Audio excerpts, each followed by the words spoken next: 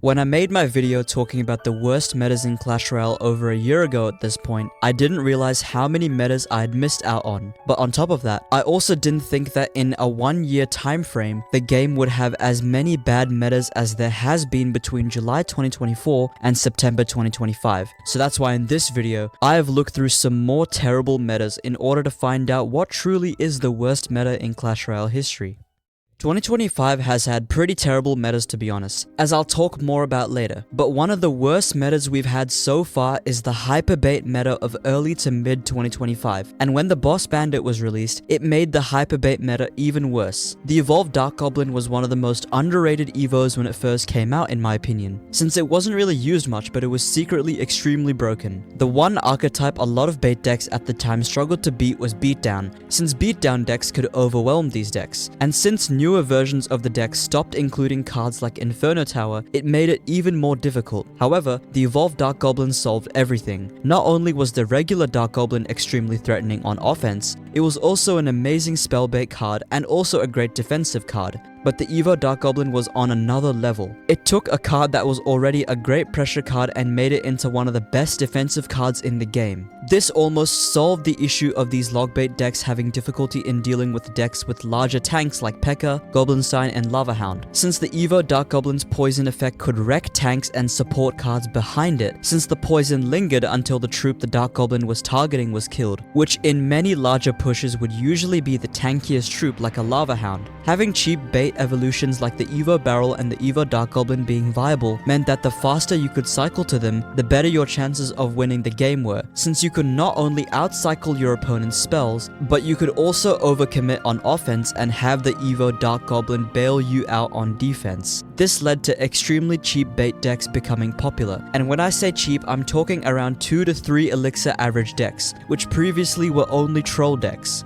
The fact that triple spirit bait decks were viable is a sign that something was really wrong in Clash Royale. If a player that could cycle to more evos and spam more broken cheap cards with little strategy could actually consistently win games. In fact, in February and March 2025, a lot of top Grand Challenge decks were either Evo Dark Goblin triple spirit decks or Suspicious Bush spam decks. But when the Boss Bandit was added to the game, this made these decks even worse, since the Boss Bandit could have been used for 3-card cycle, and it also meant that these players could actually have a ground tank rather than just relying on spirits and cannon. And Clash Royale releasing the Evo Skeleton Barrel in July 2025 didn't really help, since that was yet another broken bait card that these players could spam. The thing is, these decks didn't really do well in top 200 ladder, since top players can more easily deal with spam, and aren't really susceptible to being overwhelmed. But in mid ladder and even up to Ultimate Champion, these decks were rampant. Almost all of these bait cards had a time where they recorded above a 10% usage rate in competitive play, with these decks actually being the most popular Grand Challenge decks for a while in early 2025. The release of the Evo Furnace is what finally killed the Hyperbait meta, and I hope that a meta like this will never arise again, even despite the fact that it wasn't as rampant as some of the other metas on this list.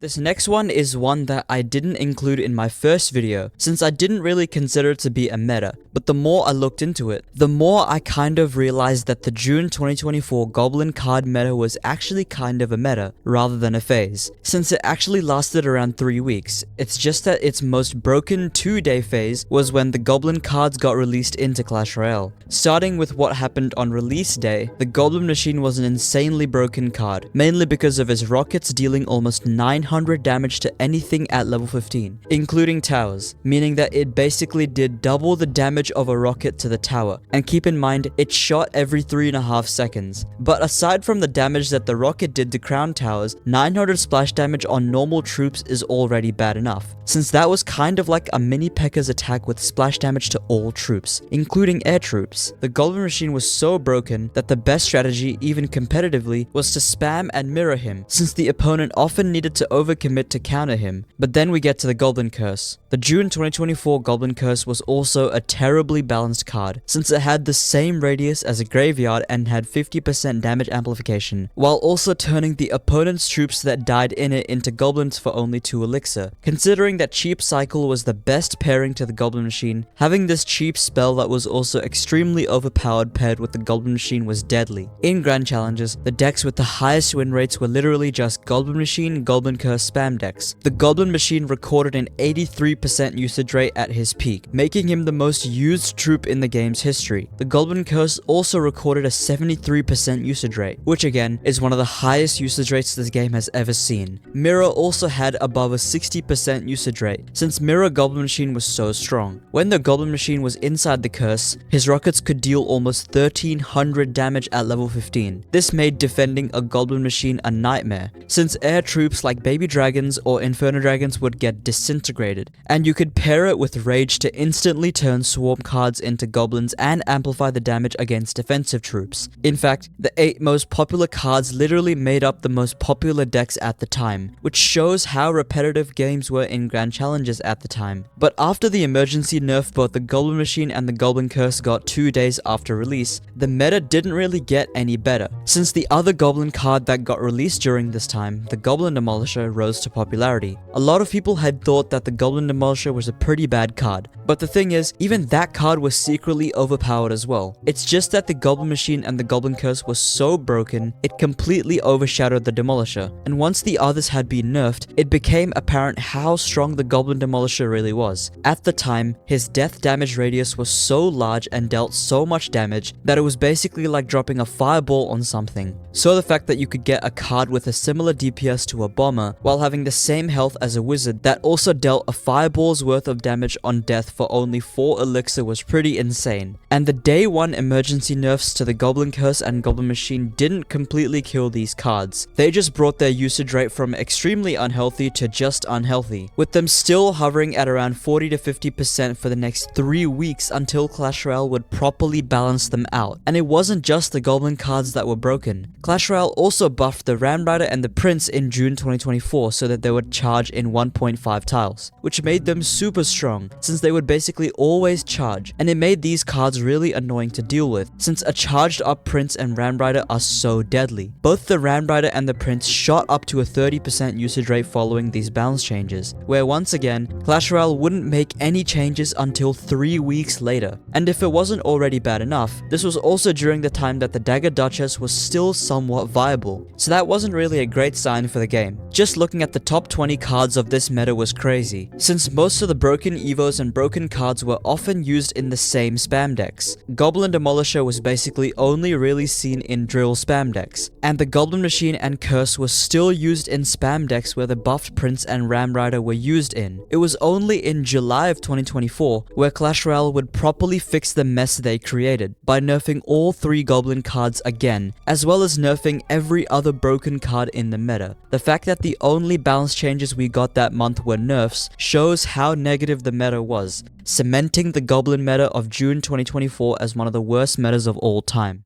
The Royal Chef is easily one of the most unbalanced cards in the game. His ability is so game-breaking, since it messes up interactions because of level differences, and it only really works for specific cards like tanks and spawner cards, which is why it works well with the Goblin Giant, since the Goblin Giant is both a tank and a spawner. And when he was released into the game in December 2024, his DPS was pretty similar to a Princess Tower, so the fact that you could literally get the ability to level up troops and only sacrifice a little bit of DPS made the Royal Chef a no-brainer to use. Also during January 2025, Clash Royale emergency buffed the Rune Giant, so the enchant would last forever. And considering the Rune Giant was already bugged since it would enchant every hit from troops with multiple projectiles, like the Goblin Giant and the Hunter, this made the Rune Giant one of the best cards in the game at the time. And it took Clash Royale almost 9 days to properly fix the Rune Giant. During these 9 days, the meta would evolve into a completely no-skill strategy, where you would just spam the Rune Giant and a card that benefits from her buggy enchant ability and win. First of all, the Evo Goblin Giant was already so strong in this meta, since it worked really well with the Royal Chef, but the broken enchant from the Rune Giant turned the Evo Goblin Giant into a monster, capable of dealing thousands of damage not only from his spear goblins but also from the main attack of the troop. And then we get to the Hunter. Cards like the Hunter and the Firecracker could deal thousands of damage per hit, because each projectile would get boosted by the Rune Giant's ability, which led the Hunter to being one of the top 10 best cards in the game at the time.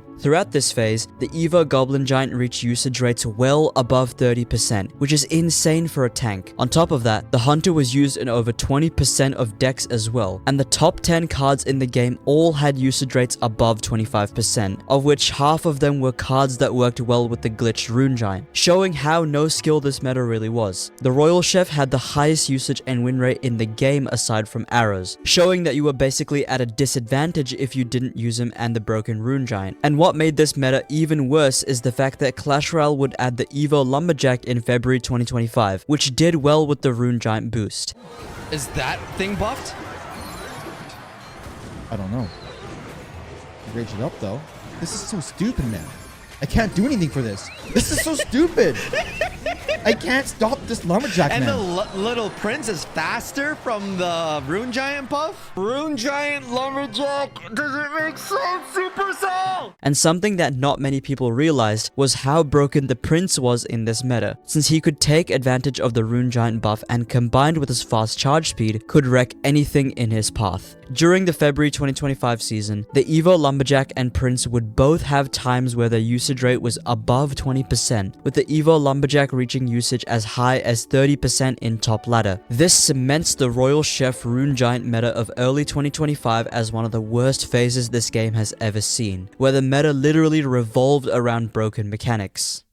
I talked about this in my video of the best cards, but the Goblinstein on release was easily one of the strongest cards of all time. It was also around this time that Clash Royale would release the evolved Pekka, which was also a monster. These two cards, combined with many other cards at the time, would lead to one of the most toxic and long-lasting metas of all time, the Evo Pekka Goblinstein meta. This meta started all the way back in October of 2024, and would remain prominent until January of 2025, where it evolved into the Rune Giant meta, which I've already talked about in this video. The Evo Pekka was an absolute nightmare, healing by almost 500 health for every hit she would land. And since at the time the Evo Pekka's healing was the same regardless of what she hit, made this pretty busted, since she could out-heal the damage she was taking. The Pekka also had a longer range at the time, making her even more broken. And then we get to the Goblinstein. To summarize why this card was so strong, the Goblinstein literally did everything. It was stupidly strong on defense, since the ability could wreck any kind of push that came toward it, and it was also amazing on offense, since the monster did quite a lot of damage, and the ability would destroy any defensive melee troop. And the split lane pressure with this card was also insane, since you could drop the monster in the opposite lane and get maximum value from the ability. On top of that, the Doctor could survive a poison, meaning the only way to take the card out reliably was with lightning.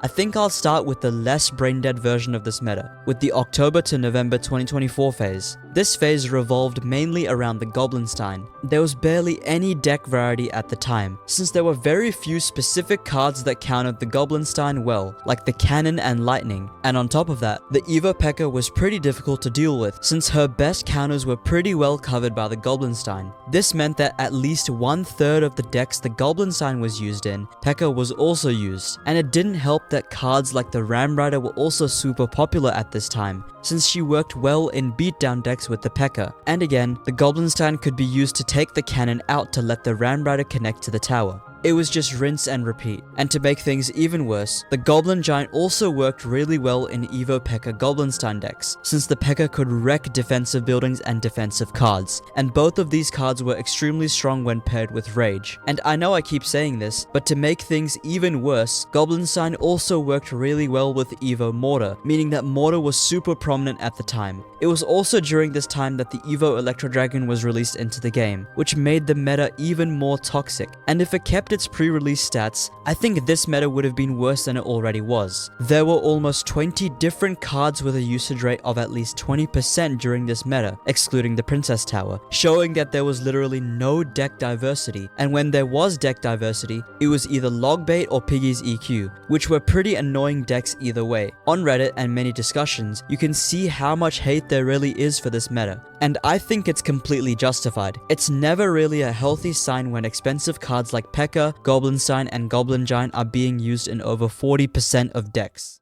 I could end this section here and move on, but the thing is, the second half of the Pekka Goblinstein meta was actually even worse. This is because in December of 2024, Clash Royale released the Royal Chef, and considering that the most popular cards in the meta were all tanks, which the Royal Chef worked extremely well with, you can kind of guess how bad the December 2024 to January 2025 Pekka Goblinstein meta really was. And since Clash Royale for some reason was super hesitant to nerf Pekka and Goblinstein aside from small changes, these cards were still the most popular cards even during the Royal Chef meta. And I already said this in the Rune Giant meta section, but the Royal Chef's ability wasn't even much of a trade-off, since he was a slightly toned down Princess Tower. It wasn't like the Cannoneer where it needed a different playstyle, it was almost the same with lower DPS. This meant the meta kind of broke off into two sections. The first was fast cycle decks that didn't use the OP Royal Chef, but were actually designed to counter it by exploiting its slightly lower DPS than the Princess Tower to maximize chip damage. And considering the meta, I would argue that Bait kind of saved the meta from literally just being beatdown. And that leads me on to the second section. It was literally just expensive beatdown or bridge spam decks, either with the Lava Hound, Goblinstein, or Evo Pekka. And this time, the Evo Electro Dragon was super popular, since it single-handedly countered Lava Hound and could also counter Pekka bridge spam and Goblinstein decks pretty well. And I think it would probably be the most used card in the game if it weren't for the fact that Lightning was very popular because of the Goblinstein. Much like the October and November 2024 phase, this phase had very little deck variety, since the Royal Chef rewarded players who used more tankier cards like the Evolved Pekka. You had to play Goblinstein, Evo Pekka, or Evo Electro Dragon to even have a chance of being competitive. Or you could have gone through the other route with Piggy's EQ spam. It was the same situation as the October and November 2024 phase in terms of usage rates as well, with at least 15 cards having a usage rate above 20% during this period. And if that doesn't prove it, the top 10 decks of December 2024 were either just beat down in the form of Lava Hound, or Pekka Goblin Giant, Bridge Spam, or Piggies/Hog EQ. This makes the Pekka Goblinstein meta easily one of the worst metas of all time. And the only reason this tactic phased out was because Clash Royale actually balanced out the Pekka and Goblinstein in January 2025 properly.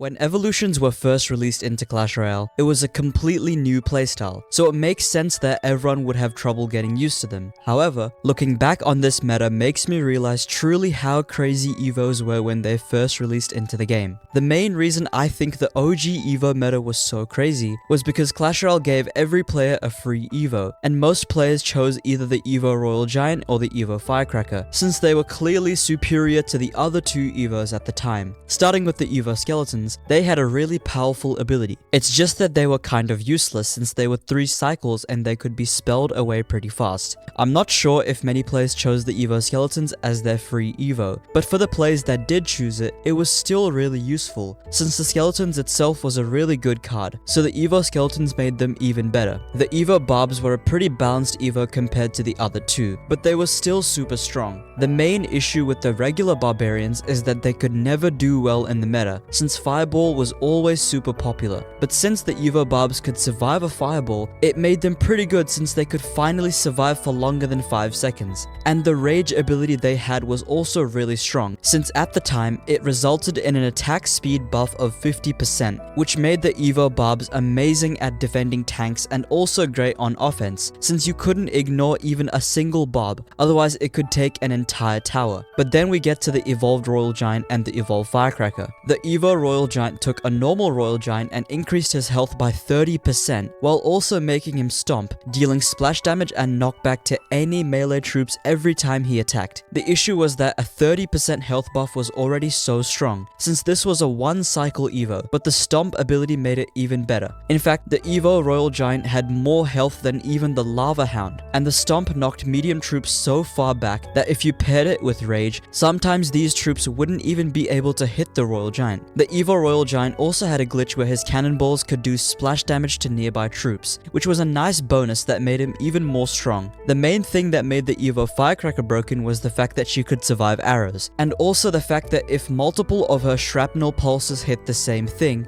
For instance, the Crown Tower, they could stack, dealing thousands of damage. The main reason the Evo Firecracker was so frustrating was because she was a pretty low skill card. All you really needed to do was play something like a Hog Rider and spam her at the bridge, and you could quite literally get thousands of damage if the opponent couldn't react fast enough. On top of that, the fact that arrows couldn't kill her meant that it was a negative elixir trade to instantly kill the card. And since evolutions were given to basically everyone, it meant that the same meta that you would see in top ladder was also popular in lower and mid ladder. It would take Clash Royale almost a month to properly balance out these Evos, and even after these balance changes, the Evo Firecracker and Evo Royal Giant was still insanely overpowered. Since there were such limited options for Evos, a lot of players ended up putting stuff like Evo RG and Firecracker in decks that they don't really fit in, which made the situation worse, since they were so strong that they worked in decks that they didn't really have synergy with. Of the top 10 decks of June 2023, 8 of them had the Evolved Royal Giant and Evolved Firecracker. And to make things worse, the only type of decks you would see were either Royal Giant control decks, Hog Firecracker decks, or Lava Hound and Bridge spam.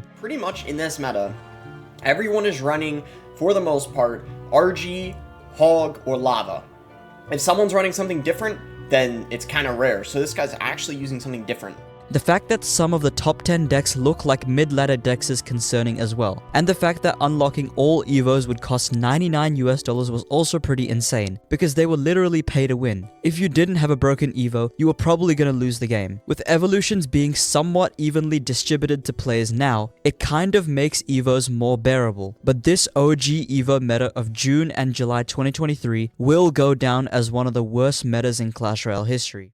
I think this was expected, but the meta in Clash Royale in the last 1 to 2 months has been absolutely horrendous, and I think it's easily the worst meta of this video. There isn't really a name for the meta, to be honest, since it's constantly changing, but the general idea is still always the same. It's always just a game of spam the broken cards and win the game. And the thing is, Clash Royale was and still is super hesitant to nerf the broken cards in this meta, and it was only recently that they actually balanced out the broken Spirit Empress, Evo Goblin Giant, and Evo Furnace, which keep in mind have been breaking the game for almost a month and a half. This meta started all the way back in August 2025 with the release of the Evo Furnace and the new balance changes. Clash Royale had nerfed logbait cards like the Evo Dark Goblin, but also reworked the Furnace and introduced the new Evo Furnace, which basically hard-countered bait decks, since the Fire Spirits from the Furnace could basically destroy all logbait cards. And Clash Royale also decided to buff the Spirit Empress during this time. And since Goblin Curse could also counter logbait, this meta was basically fully anti-logbait. During this time, there was already a Pekka Goblin Giant Goblin Machine deck that was pretty popular. That was probably one of the most low-skilled decks of all time, since every move the deck made could be either used to get free damage or stall the opponent to let you build a big double Evo push with Pekka and Goblin Giant. Evo Pekka itself wasn't that broken at the time. It's just that since the Goblin Giant and Pekka both did well with Goblin Curse and Rage, they were OP when they were paired together. And something that not a lot of people talked about was how broken the Goblin Machine was at this time, since his rockets could deal a lot of damage, and since the Goblin Machine's rockets were pretty difficult to deal with when it was close to the tower, your opponent could just get free chip damage on the tower. On top of that, Prince was also extremely strong at this time, since he also did well with the Goblin Curse and Rage, and his charge up time was so fast that it was difficult to react to. Evo Furnace was not only one of the most strongest evolutions of all time, but the normal reworked Furnace was also quite strong, so it's no surprise that on its first day in top ladder, the Furnace and Evo Furnace had a 97% usage rate combined, which is probably the highest I've ever seen a single card and its Evo peak at, with the Evo Furnace reaching usage as high as 76%, and it just keeps getting worse. Spirit Empress was also used in a lot of decks at the time, since Beatdown was already popular, and considering that she could survive lightning, it made her perfect in a meta full of furnaces, where lightning could perfectly counter the Furnace. It was also during this time that the minions got a range buff, which also made them pretty strong. And I know I've already said this, but it still got worse. Cards like the Boss Bandit was still so strong despite the reworks, so it was yet another annoying and broken card to deal with in the meta. So to summarize, the August 2025 meta had an OP Furnace and Evo Furnace, Spirit Empress, Evo Goblin Giant, Evo Pekka, Minions, Prince, Goblin Curse, Boss Bandit, and Goblin Machine. And what made this meta even worse is that Clash Royale only really nerfed the Evo Furnace in this meta. None of the other OP cards were tweaked tweaked much, if not at all until September 2025. So 1 month of the meta being dominated purely by overpowered cards was a nightmare, especially once players realized that they could make the Pekka Goblin Giant deck even more low skill and brain dead by putting in the Prince and the Evo Furnace. And funnily enough, the player that finished first in the world in August 2025 took the Pekka Goblin Giant deck and changed the Pekka and Mega Minion with the Evo Furnace and the Prince. During the month of August 2025, there were at least 12 different cards with usage rate above 20%, and you would think that if the same decks were this common, there would be some kind of way to learn and play better against these decks. But there was no chance with these decks. They depended on spamming as many broken cards as possible to overwhelm the opponent, and if it didn't work, it wasn't really a problem, since you could just retry later in the game. I remember just being so frustrated while playing at the time, not only because the Evo Furnace was literally pay to win, but also because I just didn't want to play any of the broken cards, but you kind of had no choice. Basically, every single deck in the top 10 decks of August 2025 had at least 3 OP cards in it, cementing the August 2025 meta as one of the worst phases in Clash Royale history.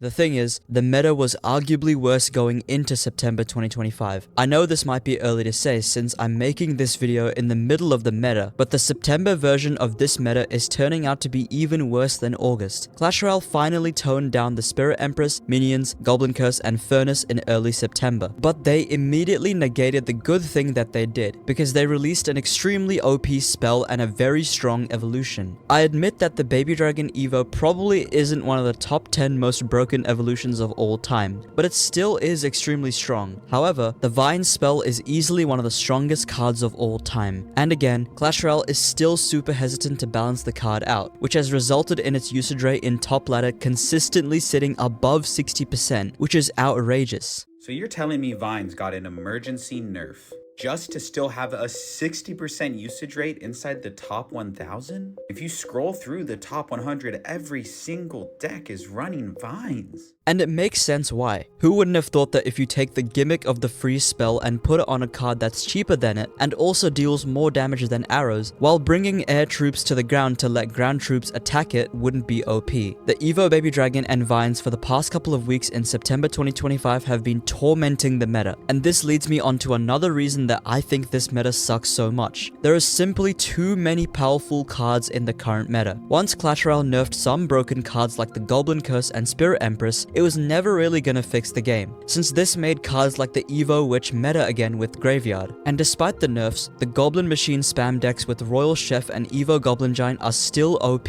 since its premise is the fundamentally broken aspect of it, not the cards it contains. The only way that I can see this meta ever being fixed is if Clash Royale nerfs every single OP card in this meta, which keep in mind is probably over 20 cards. Then and only then does the meta have a chance of improving. But for now, this meta is easily one of the worst metas of all time, up there with the Dagger Duchess meta, and I would argue it's up there with Giant Poison. I hope you enjoyed this video though. Thanks for watching.